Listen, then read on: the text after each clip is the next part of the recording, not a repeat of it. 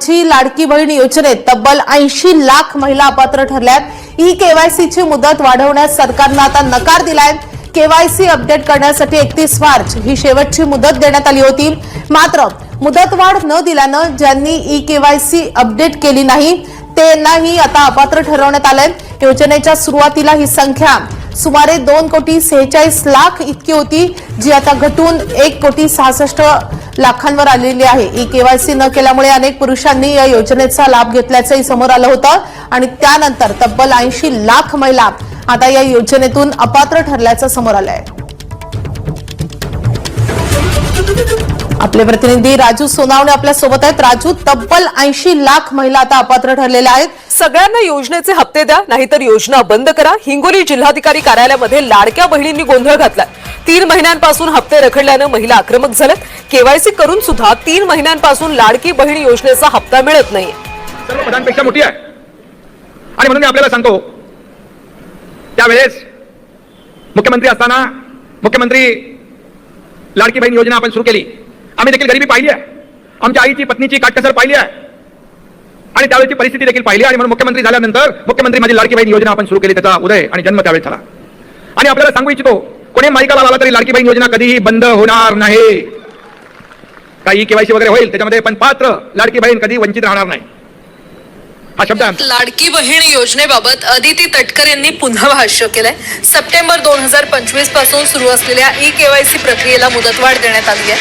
अनेक महिलांना केवायसी करताना अडचणी आल्यामुळे त्यांच्या तक्रारी लक्षात घेऊन हा निर्णय घेतल्याचं मंत्री अदिती तटकर यांनी सांगितलं. 30 एप्रिल पर्यंत अंतिम अहवाल समोर येईल आणि त्यामुळे राज्य आणि केंद्र सरकारच्या लाभार्थी योजनांचा फायदा अंतिम यादीनुसार सुरूच राहणार असल्याचं अदिती तटकरे म्हटलं.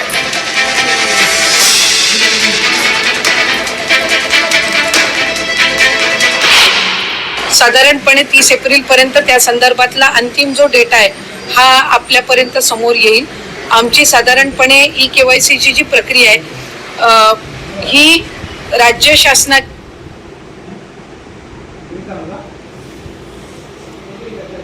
आपल्यापर्यंत समोर येईल.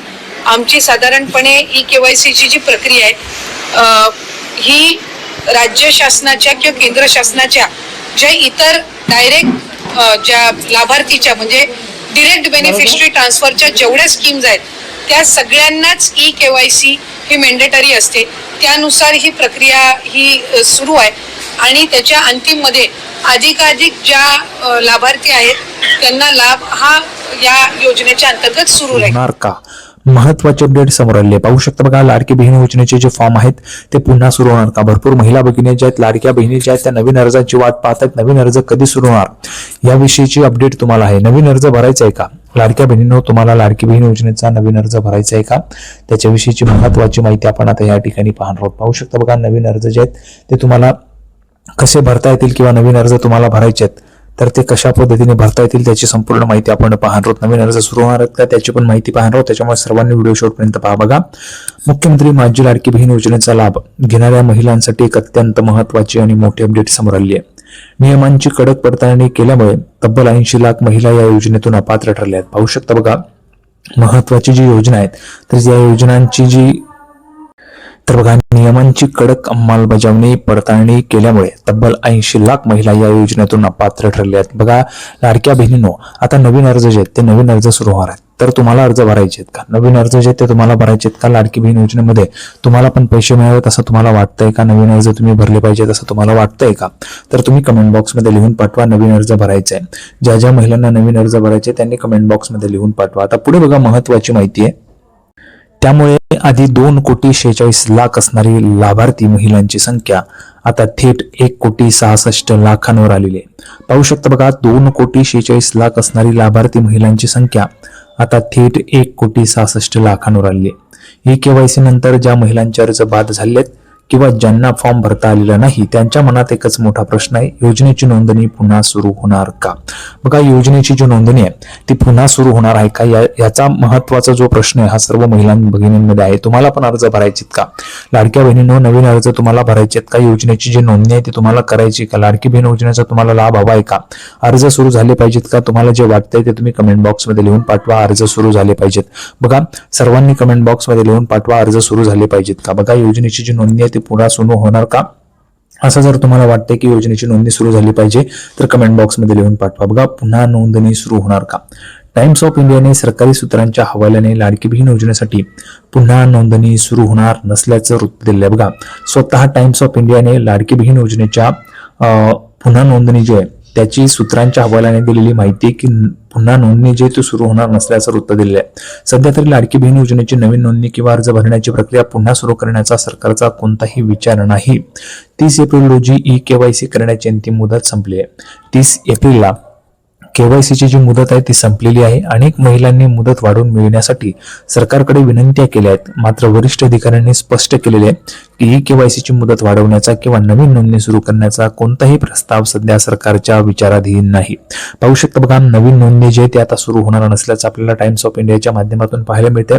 त्याच्यासोबतच ई-केवायसीची जी मुदत आहे ती मुदत वाढवण्याचा किंवा नवीन नोंदणी सुरू करण्याचा कोणताही प्रस्ताव सध्या सरकारच्या विचाराधीन नसल्याचं देखील आपल्याला पाहायला मिळते. म्हणजे तुमची मुदतवाढ जी ती ई-केवायसीची होणार नाहीये. सोबतच नवीन जे अर्ज आहेत ई-केवायसीचे जे कुठेही वाढणार नाही. ई-केवायसीची मुदत आणि नवीन नोंदणी जी आहे ती पण सुरू करण्याचा प्रस्ताव सध्या सरकारच्या विचाराधीन नसल्याचं पाहायला मिळते. महिलांना ही प्रक्रिया पूर्ण करण्यासाठी आधीच पुरेसा वेळ देण्यात आलाय. होता बघा, महिलांना ही जी काही प्रक्रिया आहे ती पूर्ण करण्यासाठी आधीच पुरेसा वेळ देण्यात आलेला होता. त्यामुळे सध्याच्या परिस्थितीनुसार नवीन फॉर्म भरणे किंवा अपात्र झालेल्या महिलांना पुन्हा नाव नोंदवणे शक्य होणार नाहीये. बघा, सध्याची जी परिस्थिती आहे त्याच्यामुळे नवीन फॉर्म भरणे किंवा अपात्र झालेल्या महिलांना पुन्हा नाव नोंदवणे शक्य होणार नसल्याची बातमी देखील आपल्याला या ठिकाणी पाहायला मिळते. म्हणजे किती मोठी माहिती बघा. 80 लाख महिला का ठरल्या अपात्र? आता 80 लाख महिला अपात्र ठरल्या आहेत. का ठरल्या आहेत ते बघा, ई-केवायसी पूर्ण केलेली नाही म्हणून महिला अपात्र ठरल्या आहेत. दुसरं म्हणजे 30 एप्रिलच्या आत ज्या महिलांनी आपले आधार कार्ड आणि बँक खाते लिंक केले नाही त्यांचे नाव यादीतून कट झाले आहेत. मार्च आणि एप्रिलचा हप्ता तुम्हाला आता आलेला नाहीये. फॉर्म भरताना बँक डिटेल्स किंवा कागदपत्रे अपूर्ण असणे हा देखील एक महत्वाचा मुद्दा आहे. फॉर्म भरताना तुम्ही बँकेचे डिटेल्स किंवा मग कागदपत्र जे ते अपूर्ण दिलेले असल्या कारणास्तव तुमचे अर्ज जे ते रिजेक्ट करण्यात आले, तुम्हाला यादीतून वगळण्यात आलेले आहे. योजनेचे नियम आणि उत्पन्नाची अट पूर्ण न करू शकणे हा देखील एक महत्वाचा मुद्दा आहे. पैसे मिळणे अचानक बंद, महिलांची व्यथा. पैसे मिळणे बंद झाल्यामुळे महिलांची व्यथा त्या ठिकाणी पाहायला मिळते. परंतु बघा, ई-केवायसीची मुदत संपल्यानंतर ज्या महिलांचे पैसे अचानक थांबले आहेत त्यांना मोठा आर्थिक फटका बसलाय. पुणे जिल्ह्यातील माया वाघमारे यांनी सांगितले की मी सर्व कागदपत्रे दिली होती तरीही माझे नाव यादीतून काढून टाकण्यात आले. माझ्या घर खर्चासाठी हे पैसे खूप महत्वाचे होते.